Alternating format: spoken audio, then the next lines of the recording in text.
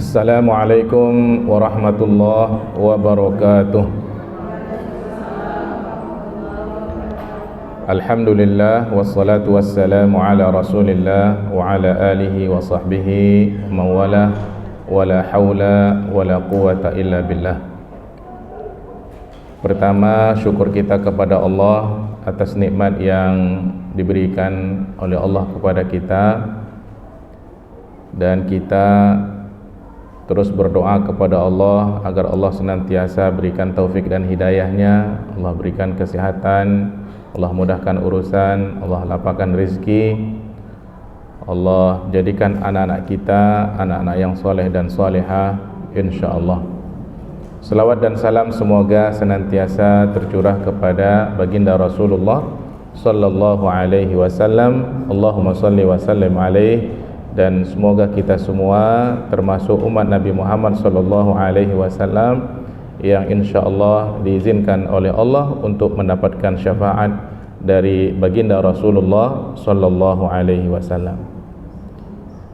Ibu-ibu sekalian yang dirahmati oleh Allah Subhanahu wa taala, kita teruskan kajian kita tentang surah Yasin dari ayat yang ke-13 ya. Ayat yang ke-13 sampai ayat yang keberapa Bu? 20 ya. 13 sampai 20. Nah, ayat yang ke-13 ini menceritakan tentang kisah umat dahulu yang berjuang untuk menegakkan agama Allah Subhanahu wa ta'ala. Kemudian kisah itu dikisahkan kembali oleh Allah kepada baginda Rasulullah sallallahu alaihi wasallam. Dan tentu saja baginda menceritakan kepada masyarakatnya, seolah-olah ingin dikatakan bahwa saya ini bukan rasul yang pertama. Ada rasul yang dahulu juga yang diutus oleh Allah Subhanahu wa ta'ala. Mari kita lihat ayat yang ke-13. Wadrib lahum. Coba ceritakan kepada mereka, wahai Muhammad. Kepada mereka di sini adalah masyarakat Quraisy, orang-orang yang mendustakan dakwah Rasulullah sallallahu alaihi wasallam. Bahkan bukan saja mendustakan, menolak. Bukan saja menolak, bahkan sampai memusuhi baginda Rasulullah sallallahu alaihi wasallam. Nah, sikap masyarakat Quraisy ini, masyarakat jahiliyah yang tidak mau menerima dakwah Nabi, Allah suruh Nabi menceritakan juga dulu ada umat ketika diutus Rasul atau Nabi kepada mereka, juga perlakuan umatnya sama. Kalau kalian menentang dakwah saya, dulu juga pernah terjadi pada rasul-rasul yang sebelumnya yang diutus oleh Allah Subhanahu wa ta'ala. Allah suruh menjelaskan kepada mereka agar ini menjadi pelajaran bagi masyarakat Quraisy, bahwa kalau kalian menentang Rasul yang diutus oleh Allah Subhanahu wa ta'ala sebagaimana yang sudah dilakukan oleh orang-orang dahulu kepada Rasul yang diutus oleh Allah, hati-hati. Itu pelajaran yang perlu diambil. Wadrib, buat perumpamaan ya. Hati-hati. Apa maksud hati-hati? Umat dahulu dibinasakan oleh Allah Subhanahu wa ta'ala tidak ada sebabnya kecuali karena mereka menentang Rasul yang diutus oleh Allah, karena mereka memusuhi Rasul yang diutus oleh Allah. Kalau kalian juga melakukan hal yang sama, maka dikhawatirkan kalian juga akan dibinasakan oleh Allah. Itu namanya, ambillah pelajaran dari kisah umat dahulu. Itulah maksud perkataan wadrib lahum. Ya. Ceritakan kepada mereka agar mereka mau mengambil pelajaran. Bapak Ibu, Bapak nggak ada ya, Ibu sekalian. Saya selalunya ada Bapak Ibu. Umat dahulu ada yang Allah binasakan dengan suara yang keras, ya kan? Seperti kaum Nabi Soleh, ya. Ada yang Allah binasakan dengan angin yang bertiup kencang selama 8 hari 7 malam, tidak berhenti. Ada yang Allah binasakan dengan banjir seperti zaman Nabi Nuh alaihissalam. Ada yang ditenggelamkan oleh Allah seperti Firaun dan bala tentaranya. Itu kisah-kisah umat yang dibinasakan oleh Allah. Kenapa Allah binasakan mereka? Jawabannya karena mereka menentang, memusuhi, ya, Rasul yang diutus oleh Allah. Jadi bahaya menentang, memusuhi Rasul yang diutus oleh Allah ini besar. Dia akan membawa bencana. Hati-hati kalian kalau kalian juga melakukan hal yang sama. Kira-kira begitu. Wadrib lahum. Masalan, perumpamaan. Nah, di sini yang disebut oleh Allah Subhanahu wa taala tidak semuanya, hanya ada satu cerita yang disebut dengan cerita Ashabal Qaryah. Ashab ini penduduk Al-Qaryah, satu kampung. Kalau kita baca tafsir, Ibu sekalian, kampung itu namanya Antiokhia, dekat Palestina. Dulu di kampung itu Allah utus para rasul, para nabi. Ini di kalangan Bani Israel. Kalau ibu bertanya, Ustadz, berapa jumlah rasul yang diutus oleh Allah? Apakah 25? Yang 25 yang Allah sebut dalam Quran. Tapi sesungguhnya jumlah rasul itu sampai 313 rasul yang diutus oleh Allah, yang namanya tidak disebut oleh Allah. Termasuk rasul yang diutus kepada Ashabul Qaryah ini namanya nggak disebut. Ada nama rasul yang disebut dalam Quran, berapa jumlahnya? 25. Nabi itu 124.000 nabi.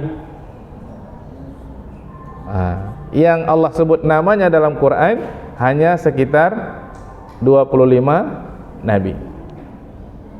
Kemana rasul dan nabi itu diutus oleh Allah?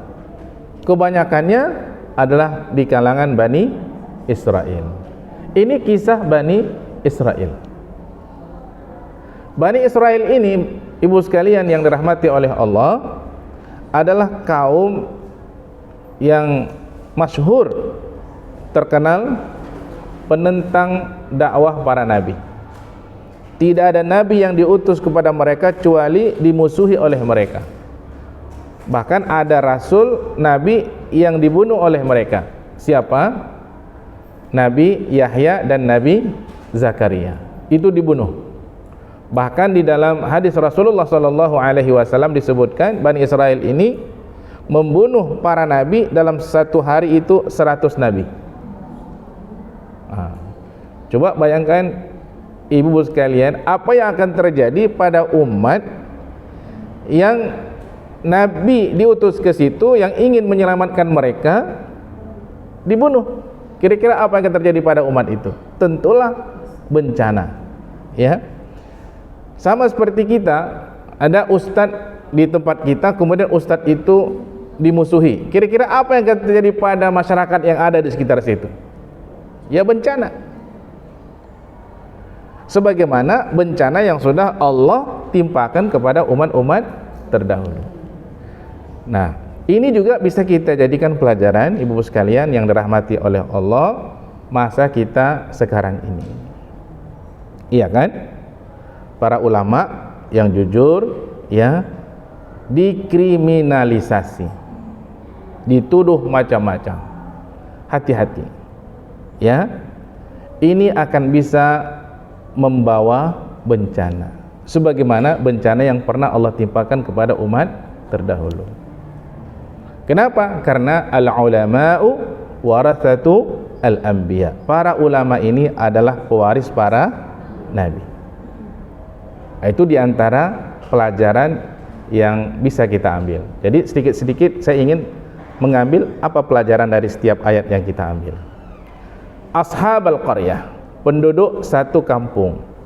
Hanya Allah tidak menyebut secara jelas nama kampung itu. Mungkin ibu bertanya, Ustaz, apa hikmah kalau Allah tidak menyebut nama kampungnya? Jawabannya adalah karena Allah tidak mementingkan nama kampung itu. Cukup perilaku orang yang ada di kampung itu.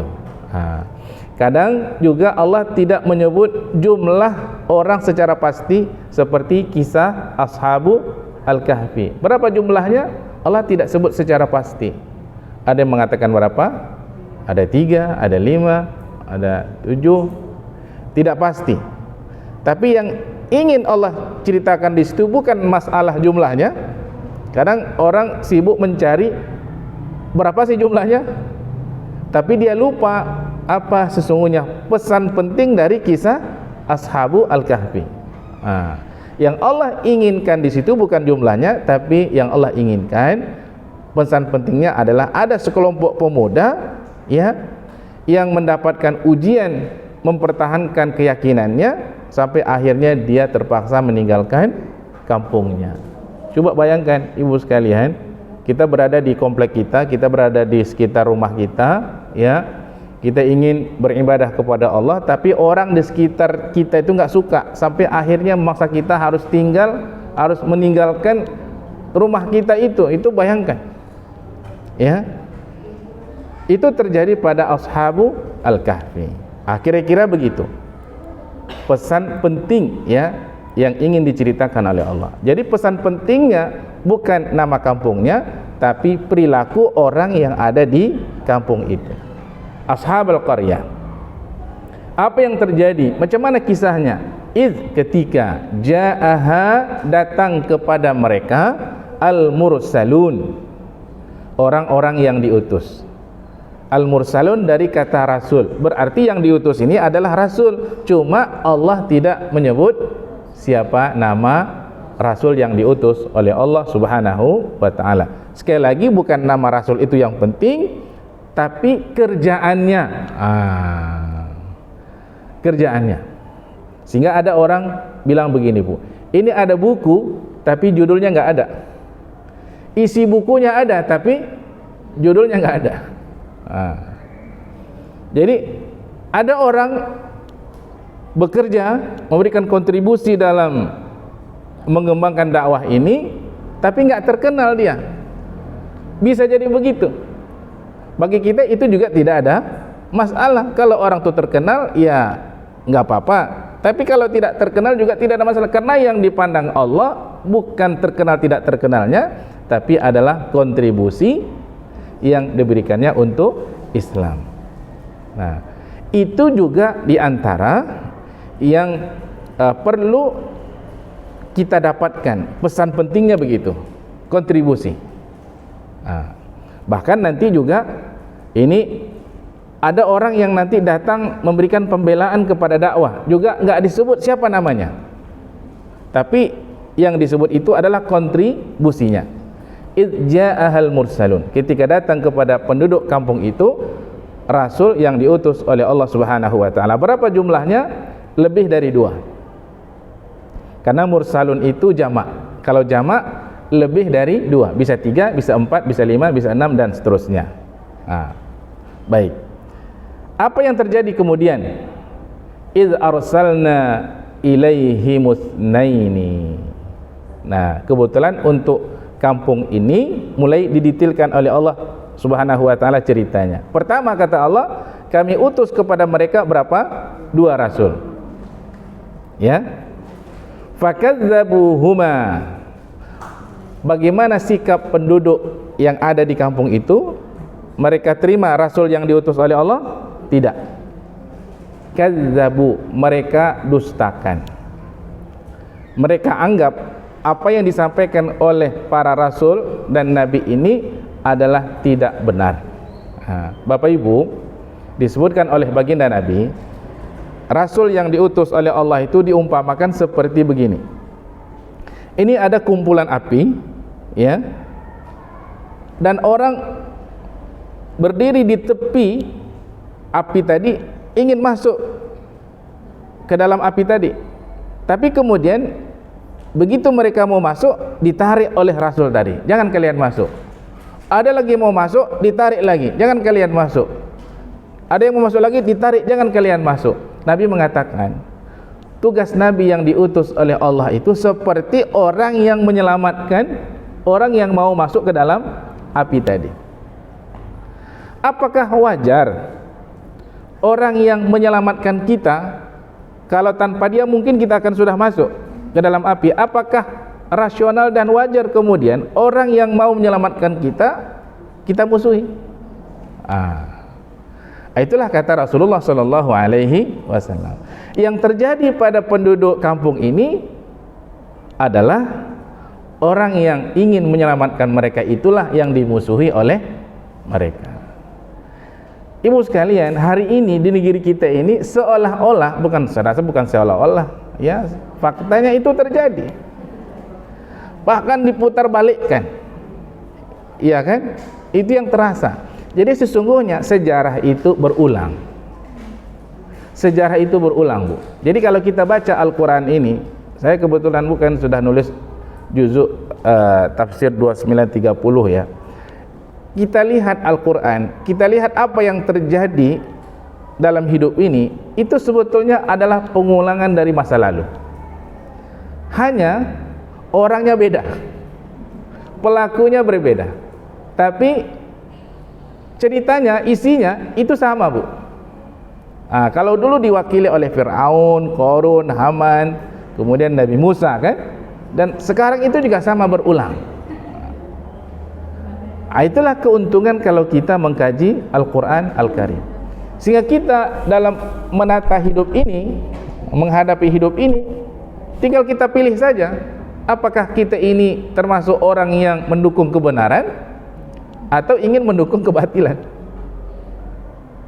Pilihan itu ada pada diri kita, dan cerita itu sudah diceritakan oleh Allah Subhanahu wa taala. Nah, seperti yang disebutkan di sini adalah orang yang memperjuangkan kebenaran. Idz arsalna ilaihi musnaini, ketika Allah mengutus kepada mereka 2 orang rasul, fakadzabuhuma, didustakan. Kalau tukang obat datang ke rumah, Bu, jual obat, apa yang diinginkannya? Yang diinginkannya kan duit, ya kan? Dia ceritalah macam-macam obat ini bagus segala macam, kemudian kita bilang bohong. Iya kan? Karena kita tahu obat itu bukan gitu. Ya, itu bisa terjadi, bisa. Iya kan? Karena kita tahu apa yang diceritakan itu enggak betul, karena kita ada ilmunya. Iya kan? Nah, sementara ini mereka enggak punya ilmunya. Iya kan? Atas dasar apa mereka mengatakan bahwa rasul itu bohong? Itu satu. Ya. Yang kedua, seperti yang sudah kita katakan tadi, bahwa para rasul, para nabi yang diutus kepada mereka ini hakikatnya adalah untuk menyelamatkan mereka dari azab dunia dan juga dari azab akhirat. Didustakan. Jadi kalau kita buatkan film, Bu, ya, ini ada satu kampung, kemudian dikirim 2 ustadz, ustadznya mulai berdakwah. Karena orang kampung itu merasa terganggu dengan apa yang disampaikan sang ustadz, mulailah orang kampung kemudian kan biasa begitu, Bu. Ini gawat ini kalau ustadz ini terus banyak pengikutnya, kepentingan kita terancam. Kan begitu biasanya, Bu. Ini kan masalah kepentingan saja ini. Maka mulailah mereka membuat perancangan, ya kan? Kemudian tuduhan barangkali kepada ustadz ini macam-macam begitu. Nah, karena kondisinya sudah gawat, yang mengutus minta laporan gimana perkembangan dakwah di sana. Ustadz, ini kita nggak bisa diterima. Oke, kami kirim ustadz lagi untuk menguatkan kalian. Daerah mana itu yang yang agak dahsyat penolakannya? Kita kirim ini. Dikirim ke sana lagi. Ini dikirim lagi, Bu. Fa'azzazna bitsalitsin, kami kirim lagi rasul yang ketiga. Dustakan lagi, dikirim lagi, kira-kira begitu. Iya kan? Ini bantuan untuk meyakinkan masyarakat ya bahwa apa yang disampaikan ini adalah memang wahyu dari Allah Subhanahu wa taala. Faqalu inna ilaikum mursalun, dan mereka menyatakan kami ini adalah rasul yang diutus oleh Allah Subhanahu wa taala. Kami ini datang ingin menyelamatkan kalian. Nah, apa di antara alasan mereka, ibu-ibu sekalian, kenapa mereka menolak? Apa alasannya? Alasannya ini dia disebut. Qalu ma antum illa bashar. Mereka mengatakan, ya, kalian ini sama aja dengan kami, nggak ada kelebihan. Yang kalian makan juga nasi, yang kami makan juga nasi. Iya kan? Apa kelebihan kalian? Makanya ibu-ibu sekalian yang dirahmati oleh Allah, Allah memberikan apa namanya? Mukjizat kepada setiap para nabi dan rasul yang diutus oleh Allah Subhanahu wa taala untuk membuat masyarakatnya yakin bahwa ini adalah benar-benar rasul. Tapi apakah itu menjadi jaminan ketika Allah memberikan mukjizat kepada nabi dan rasulnya yang kemudian ditunjukkan kepada masyarakatnya mau menerima? Bukan. Tidak bisa menjadi jaminan. Buktinya kata masyarakat Quraisy sama Nabi Muhammad, nampak bulan? Nampak. Jika bulan itu engkau belah, kami beriman. Kata Nabi, tengok, akan kubelah. Bulan, Bu, dari jauh dibelah sama Nabi dengan jarinya begini. Dalam Quran disebut insyaqqal qamar, terbelah bulan. Terbelah jadi dua. Apakah mereka beriman? Tidak. Apa kata mereka? Ini sihir. Dan secara sains, ibu sekalian, itu dibuktikan secara ilmiah. Ketika diteropong dari jauh, bulan itu ada garis lurus begini, membelah bulan tadi. Itu secara sains bisa dibuktikan. Tapi mereka kemudian tidak mau juga beriman kepada Allah Subhanahu wa taala. Nah, itu alasan pertama adalah karena mereka yang diutus oleh Allah itu adalah manusia. Dalam ayat yang lain nanti disebutkan, kami tidak mau yang diutus ini manusia. Kami mau rasul itu adalah dari kalangan malaikat. Itu kata mereka. Allah jawab, kalau malaikat yang kami kirim sebagai rasul untuk kalian, bagaimana malaikat itu bisa mengajarkan kalian cara makan, cara minum? Iya kan? Macam mana cara makan? Karena malaikat tidak makan. Macam mana cara minum? Malaikat tidak minum. Dikasih rasul dari kalangan manusia agar bisa dijadikan qudwah hasanah dalam kehidupan. Makanya rasul itu bukan dari kalangan malaikat, dari kalangan manusia. Kenapa? Untuk bisa dijadikan contoh teladan. Makanya dalam Quran, Bu, disebut ada dua nabi yang disebut sebagai qudwah. Pertama Nabi Ibrahim, yang kedua Nabi kita Muhammad sallallahu alaihi wasallam. Kenapa? Karena pengajaran yang paling berkesan itu adalah dengan keteladanan. Saya tidak bisa membayangkan kalau ibu yang hadir sekarang ini orang tuanya dari kalangan malaikat. Bapaknya malaikat, ibunya malaikat. Kira-kira gimana? Ibu bisa menjadikan orang tua sebagai teladan? Nggak bisa kan? Kira-kira begitu. Maka dikasihlah dari kalangan manusia. Karena pendidikan yang paling memberikan kesan itu adalah dengan cara keteladanan. Maka dikasihlah rasul dan nabi dari kalangan manusia. Itu diantara hikmahnya kenapa dari kalangan manusia.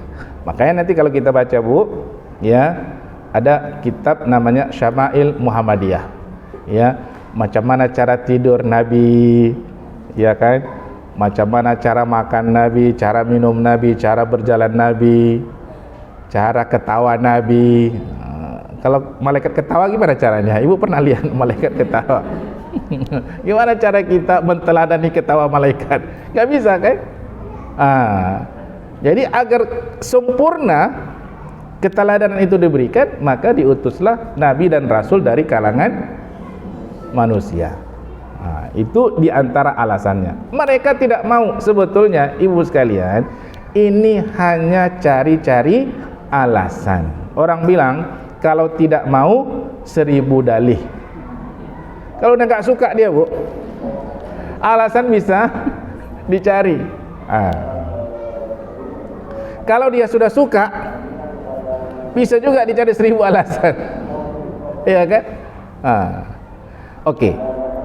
Yang pertama itu dia alasannya, mereka mengatakan Rasul itu dari manusia biasa. Itu sudah kita bantah tadi, karena nggak mungkin ya kalau malaikat untuk ngasih keteladanan. Wa ma anzalar rahmanu min syai'. Nah, yang kedua yang dibantah oleh mereka, kalian ini bohong, nggak ada ayat Allah yang turun sama kalian. Kalian ini mengaku dapat wahyu, nggak ada. Baik, pertanyaannya adalah dari mana mereka mengetahui bahwa Rasul yang diutus kepada mereka ini nggak dapat wahyu? Dari mana dia tahu? Ya kan Bu? Jadi kadang-kadang begini ibu sekalian, ada orang ya membangun opini, dia bangun opini tapi tanpa ada data dan fakta yang jelas. Itu yang terjadi hari ini. Opini dibangun tapi sebenarnya bertentangan dengan fakta. Sama seperti baginda Nabi, mereka tuduh Nabi itu pendusta. Itu opini yang dibangun Bu, Nabi pendusta.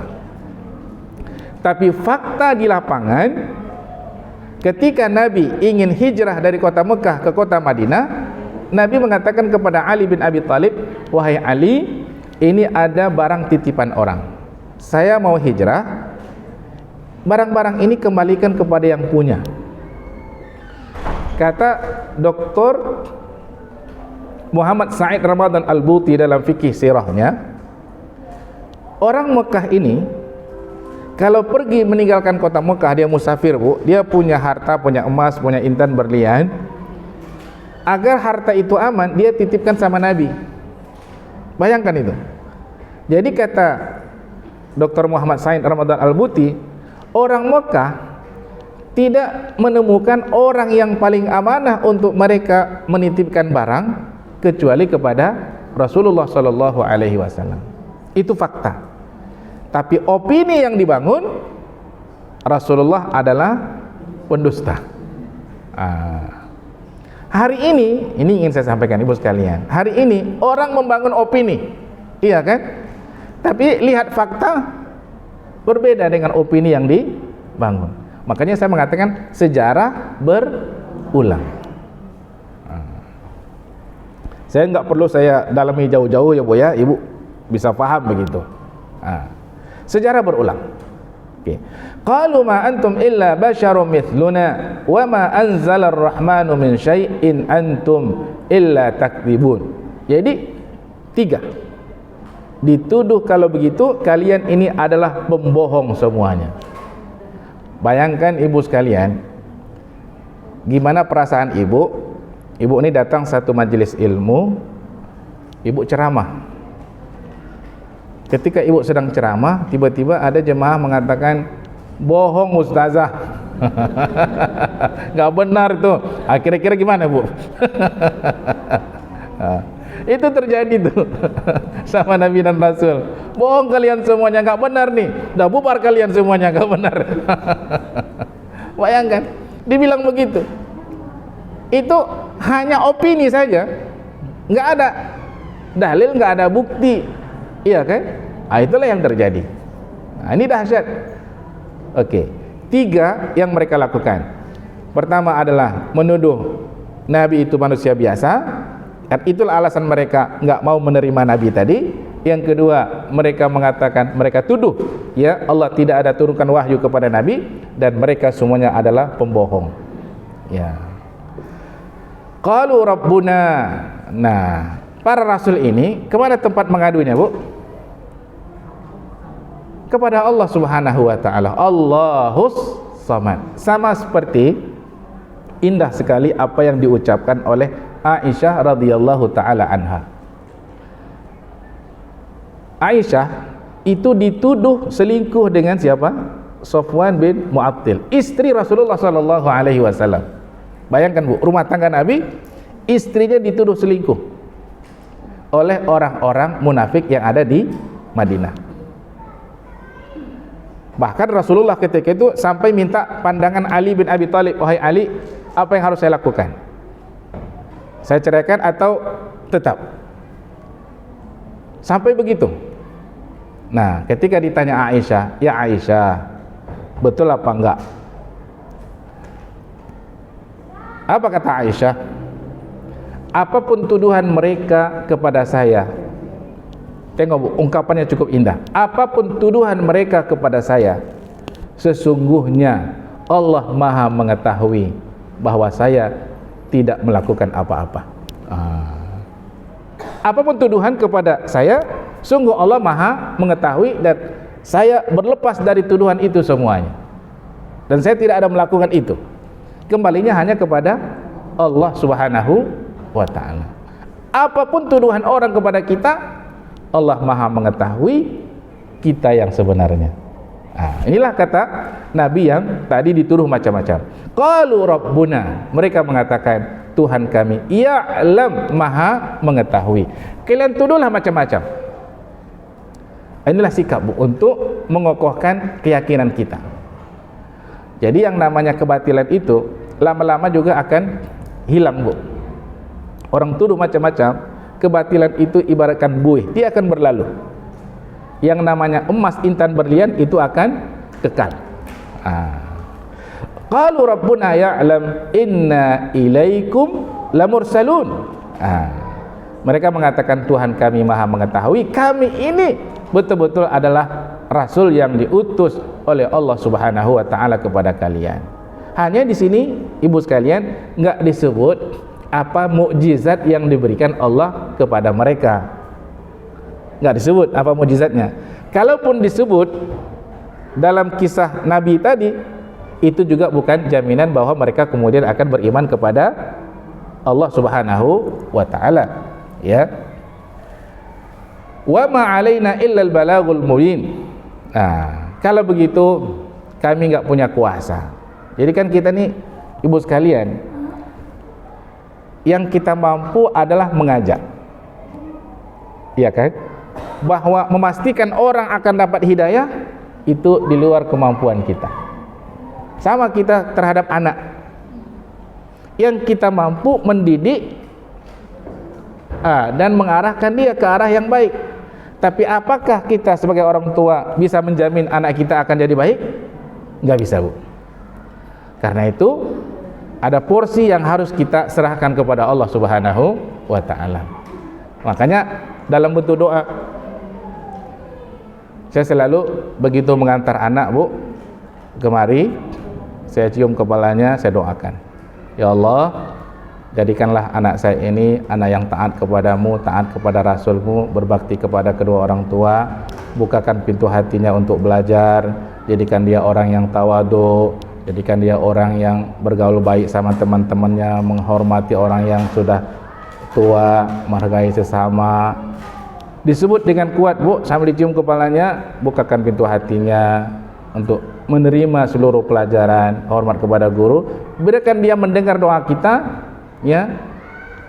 Kita orang tua itu kan darah daging kita, Bu, insyaallah dikabulkan oleh Allah Subhanahu wa ta'ala. Inilah peran kita doa. Nabi Nuh sendiri nggak bisa menjamin anaknya beriman, bahkan jadi musuhnya. Siapa? Kan'an. Bahkan istrinya sendiri jadi musuhnya. Ini bayangkan Bu, dahsyat Nabi Nuh. Dia berdakwah 950 tahun, bukan bertambah banyak pengikutnya, justru makin berkurang. Sampai di rumah, istri jadi musuhnya, anaknya jadi musuhnya selama 950 tahun. Kita bisa bayangkan kalau ibu lah misalnya, seorang ustazah ceramah, semua jemaah nuduh kita berbohong, dimusuhi oleh jemaah. Pulang kita ke rumah, suami pula yang jadi musuh, anak pula jadi musuh. Kira-kira kita gimana Bu? Ya Bu, nggak tahu lagi kemana, nggak kebayang Bu. Baik kita sebagai seorang istri ataupun suami, nggak kebayang kita. Itu yang terjadi pada Nabi Nuh alaihissalam. Jadi sebetulnya tugas para nabi ini berat, ibu sekalian. Ya, Rasulullah sallallahu alaihi wasallam itu berat tugasnya. Maka bersyukurlah kita kepada Allah Subhanahu wa taala. Berkat jasa para nabi lah hari ini kita beriman kepada Allah Subhanahu wa taala. Bisa datang, bisa mengaji ini, Bu.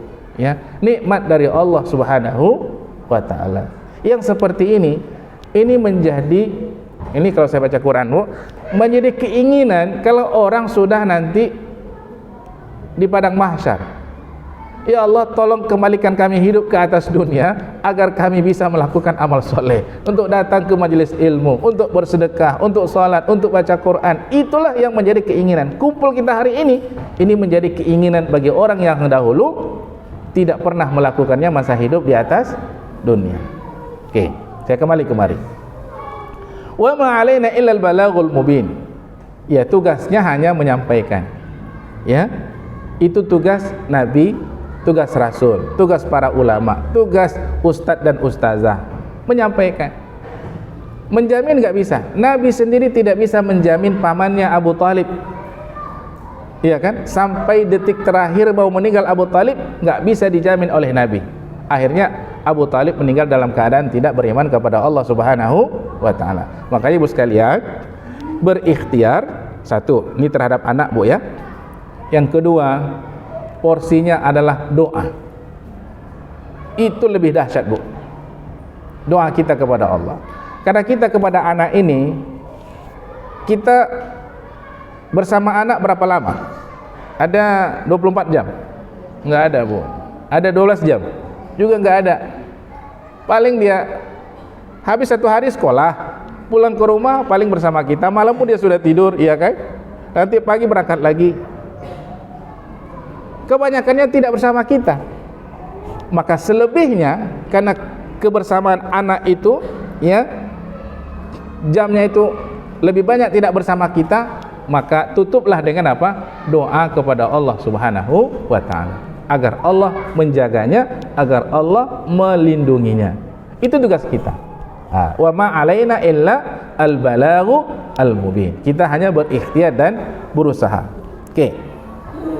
Berikutnya, qalu, apa tuduhan lagi? Ini tuduhan, tadi sudah 3, tuduhan berikutnya. Enggak mempan isu manusia biasa, enggak mempan bantahan bahwa tidak pernah mendapatkan apa-apa, enggak mempan tuduhan dusta.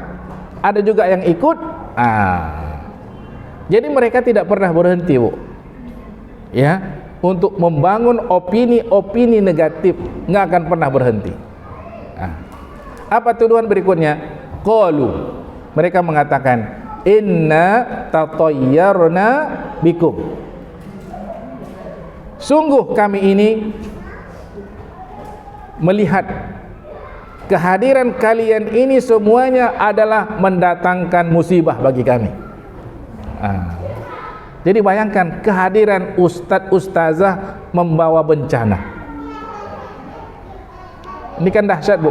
Kehadiran alim ulama membawa bencana. Kehadiran para nabi dan rasul membawa bencana, membawa musibah, mendatangkan sial. Kami tidak turun hujan selama 3 tahun ini gara-gara kau lah. Kenapa kau datang kemari? Tak turun hujan. Terjadi sesuatu musibah, ini gara-gara ustadz itulah. Kenapa ustadz itu ceramah datang kemari? Dulu aman-aman kami di sini. Sejak ustadz itu datang, Entah apa yang terjadi di kampung kami ini.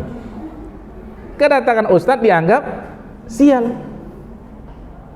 Itu terjadi, Bu. Nabi Musa itu pernah musibah dialami oleh Bani Israel, dituduh oleh mereka gara-gara Nabi Musa alaihissalam.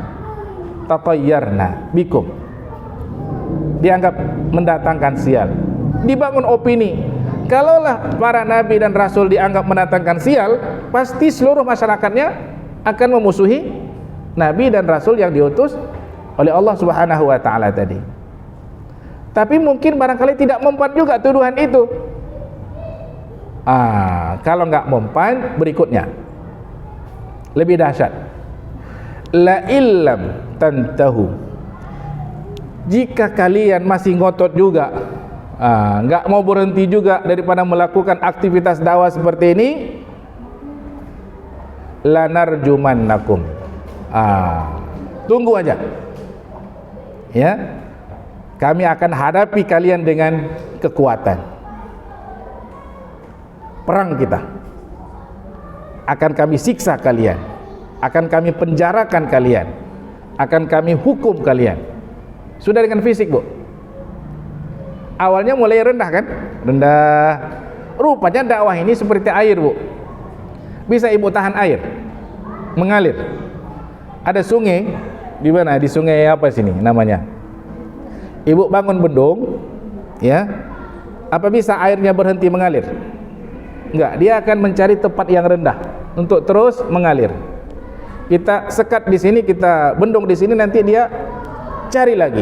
Jadi yang namanya kebaikan itu, Bu, nggak bisa dibendung. Ini hakikat kebenaran dan kebaikan. Orang membendung kebenaran nggak bisa. Kebenaran itu datang dari Allah, milik Allah. Dia akan terus dialirkan oleh Allah Subhanahu wa ta'ala sampai hari kiamat. Ketika sekarang ini ada banyak orang membendung kebenaran, betul? Dibendung begini. Ini mau dekat pilpres ini, Bu. Iya, udah macam-macam kan? Begini. Dibendung. Ada yang isunya penambahan periode, kemudian belakangan tunda pemilu, iya kan? Ini luar biasa, Bu, sekarang ini. Ada yang mau ditersangkakan macam-macam. Ini dakwah ini seperti air yang mengalir. Dibendung dia akan tetap mengalir. Tetap ada yang akan memperjuangkan dakwah ini. Makanya Allah mengatakan, ibu sekalian, wa in tatawallaw yastabdil qauman ghairakum tsumma la yakunu amsalakum. Jika kalian berpaling, tak mau kalian membela kebenaran ini, tak mau kalian memperjuangkan kebenaran ini, siap-siap aja Allah akan ganti kalian dengan kaum yang lain yang siap memperjuangkan dakwah ini. Enggak mau kita dibinasakan oleh Allah, Allah ganti dengan kaum yang lain. Namun yang namanya kebenaran tetap akan terus berjalan, nggak bisa ditahan, Bu. Kenapa? Karena al-haqqu mir rabbikum, kebenaran itu datangnya dari Tuhan kalian. Berapa banyak orang berusaha untuk menahan kebenaran, sampai hari ini berhenti? Nggak akan pernah berhenti. Makanya Allah mengatakan dalam ayat yang lain, wa tilkal ayyam nudawiluha bainan nas. Hari-hari itu akan Allah pergilirkan kepada manusia.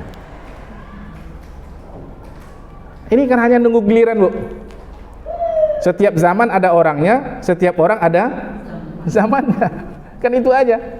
Ya kalau kita ini kan generasi, habis kita anak kita kan, habis anak kita cucu kita, habis cucu kita cicit kita, habis cicit kita anak dari cicit kita, habis dari anak cicit kita cucu dari cicit kita, dan seterusnya, cicit dari cicit kita, cicit dari cicit kita, dan seterusnya. Ya kan begitu. Watilkal ayyam nudawiluha bainan nas. Kalau orang dikasih jabatan, apakah selama-lama dia akan terus pegang jabatan? Enggak juga kan? Ini hanya dipergilirkan oleh Allah Subhanahu wa ta'ala. Oke. La illam tantahu lanarjumannakum. Jika kalian tak mau berhenti juga, ingat, kalian akan menghadapi kami. Lanarjumannakum. Di sini disebut oleh mereka, jelas kami akan rejam kalian. Ibu tahu rejam? Cambuk, Bu. Jadi orang ditangkap dicambuk. Ya? Cukup enggak? Wala yamassannakum minna adzabun alim. Akan kami siksa kalian dengan siksa yang dahsyat. Ibu tahu penjara Guantanamo? Itu penjaranya, Bu. Kawat berduri yang besarnya sebesar badan kita. Bergerak ke kiri, duri, ke kanan duri, ke atas duri. Itu di padang pasir, terik panas matahari, dibakar. Ada lagi di penjara di dalam kamar tapi seng semuanya. Yang besarnya sama seperti ukuran badannya. Ada yang penjara yang bisa duduk jongkok. Kalau berdiri, duri di atas. Itu banyak yang meninggal, Bu, di Guantanamo dulu ketika perang perang Afghanistan atau perang Irak. Kan pernah dibuka itu. Apa yang dilakukan oleh mereka dengan tawanan-tawanan perang. Dahsyat. Itu sudah juga pernah terjadi pada umat terdahulu. Kami siksa kalian, ya, dengan berbagai macam siksaan. Nah, apa kata Nabi yang diutus oleh Allah kepada mereka? Qalu ta'irukum. Mereka jawab, Bu, kalau kalian dapat musibah, itu bukan salah kami. Itu adalah salah kalian sendiri. Ta'irukum ma'akum, disebabkan salah kalian sendiri. Kenapa? Karena setiap orang melakukan dosa maksiat kepada Allah, itu artinya dia mengundang musibah. Kenapa bencana terjadi? Karena bencana itu diundang oleh mereka. Macam mana cara mengundang bencana? Buatlah maksiat, nanti akan datang bencana. Makanya ibu sekalian, dosa yang kita lakukan, ya, kata Fudail bin Iyad, itu memberikan dampak negatif. Dosa yang kita lakukan memberikan dampak negatif.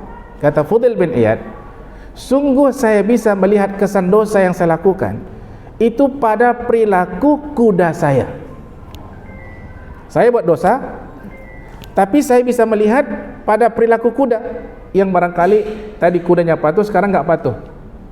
Kalau kita kembangkan, juga kata sebagian para ulama, sungguh ketika saya melakukan dosa, saya bisa melihat kesan dosa itu pada perilaku anak-anak saya. Yang melakukan dosa bukan anak kita, kita yang melakukan dosa, tapi Allah tunjukkan dosa kita itu kesannya pada perilaku anak. Kenapa anak malas sholat? Bukan karena anak malas sholat, tapi Allah ingin beritahu, karena engkau buat dosalah anakmu malas sholat. Karena engkau buat dosalah anakmu jadi bandel, susah diatur. Bisa jadi ketika suami melakukan dosa, Allah nampakkan pada istrinya. Dan bisa jadi ketika seorang istri melakukan dosa, Allah nampakkan pada suami. Suami pulang, bicaranya nggak enak, nggak seperti biasa. Biasanya kalau pulang ramah, nyambut apa gitu kan, ini kok nggak nyaman gitu. Yang pertama kita lakukan, apa dosa saya ya yang saya lakukan barusan, kira-kira begitu kan, Bu. Apa dosa saya tadi? Barangkali ada. Si suami pun sama juga, ketika dia pulang, istri semacam di rumah, ya kan? Apa salah saya di kantor tadi? Ya mungkin.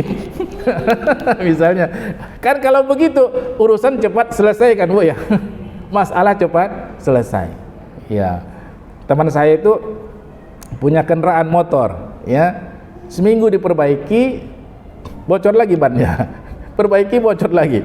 Seminggu bocor lagi. Kenapa lah selalu bocor ban ini? Dia bilang mungkin gara-gara dosa yang saya lakukan. Jadi gara-gara dosa yang kita lakukan, Allah tunjukkan pada perilaku kendaraan kita. Udah diperbaiki rusak lagi, diperbaiki rusak lagi, diperbaiki rusak lagi. Perbaiki, ada aja masalahnya. Mungkin karena dosa. Jadi ta'irukum ma'akum. Jadi kalau kalian dapat musibah, sebabnya dosa kalian sendiri. A'in zukirtum. Nah, Nggak mungkin kalau kalian diingatkan dapat dosa, dapat musibah, nggak mungkin.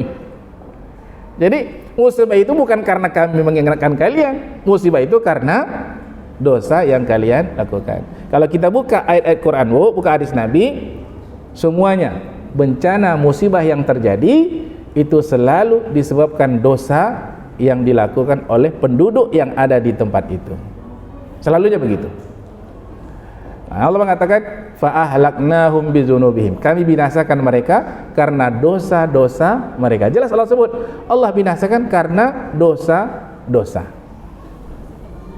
Bal antum qaumun musrifun, kalian ini kaum yang banyak melakukan dosa. Diingatkan oleh Rasul dan Nabi yang diutus oleh Allah Subhanahu wa taala. Terakhir, ini sebetulnya tergantung, kalau ibu letakkan ayat 20 tergantung dia. Tapi nggak apa, saya baca terakhirnya, ayat terakhir. Jadi dalam keadaan kondisi yang agak gawat tadi, Bu, iya kan? Ibu bisa bayangkan kalau itu dalam sebuah film ya, masyarakat demonstrasi mendatangi rumah ustadz gitu, bawa parang. Kayak kemarin orang pergi kemana tuh, di Ustadz Somad mau turun kan, disambut dengan apa itu? Kira-kira gimana itu? Iya kan? Itu kondisinya gawat. Tiba-tiba dalam kondisi seperti itu diturunkanlah bala bantuan, kira-kira gitu. Mungkin diturunkan siapa gitu kan untuk mengamankan suasana. Wajaa min aqsal madinati rajulun yas'a. Coba ibu lihat, dalam kondisi seperti itu dikirimkan oleh Allah seorang laki-laki. Enggak disebut siapa namanya. Inilah yang tadi saya katakan, yang Allah pentingkan di sini bukan namanya, tapi kontribusi. Ya. Datangnya itu bukan dari kota Aqsal Madinah, ujung kota, Bu, jauh. Orang kampung, itu kan Aqsal Madinah, orang kampung, bukan orang kota, orang kampung datang. Berarti ini terjadi di kota. Yang datang memberikan pembelaan diutus dari kampung Aqsal Madinah, rajulun, seseorang laki-laki. Yas'a, berlari. Ini gawat. Jadi untuk kita melakukan kebaikan ini adalah bersemangat, tidak lambat-lambat, ya. Yas'a. Dan lantas dia mengatakan, qala ya qaumi ittabi'ul mursalin, wahai kaumku, jangan kalian musuhi rasul ini. Berarti ini orang kampungnya sendiri, mungkin kepala sukunya, kira-kira begitu, kepala kabilahnya, orang terpandang di kampungnya. Jangan apa kalian musuh-musuh ini, jangan. Contoh lagi nih, ibu masuk satu kampung, terlanggarlah hewannya di situ, gitu, kira-kira begitu, ya kan? Lalu ibu ditahan, ya kan, minta ganti rugi. Ganti ruginya apa? Seekor. Enggak, katanya ini kalau melahirkan ganti, kan, kalau melahirkan. Datang satu kampung, Bu, ibu nggak bisa lewat. Kira-kira ibu gimana? Handphone nggak ada. Kalau ada handphone bisa telepon siapa gitu kan? Tiba-tiba, Bu, ada kepala sukunya di situ. Apa-apaan kalian nih? Kok ditahan-tahan ibu ini? Kira-kira begitulah. Kalau Bu difilmkan kira-kira begitu. Udah, Bu, lewat, Bu, lewat, nggak apa-apa ini. Apa yang kalian lakukan? Kira-kira begitu, Bu. Ya, mengamankan suasana. Cuma ceritanya berhenti sampai di situ, ayat 20. Nantilah kita teruskan insyaallah. Ya, pintar ibu nih menggantung ayat ya. Nanti insyaallah kita akan teruskan ceritanya, ya. Karena juga sudah mau Jumat. Saya rasa cukup ibu ya, tadi jam 9.30, 1 jam juga hampir, ya. Mudah-mudahan ada manfaatnya. Silakan kalau ada di antara ibu yang bertanya, ya. Silakan. Untuk sementara saya akhiri dulu. Assalamualaikum warahmatullahi wabarakatuh.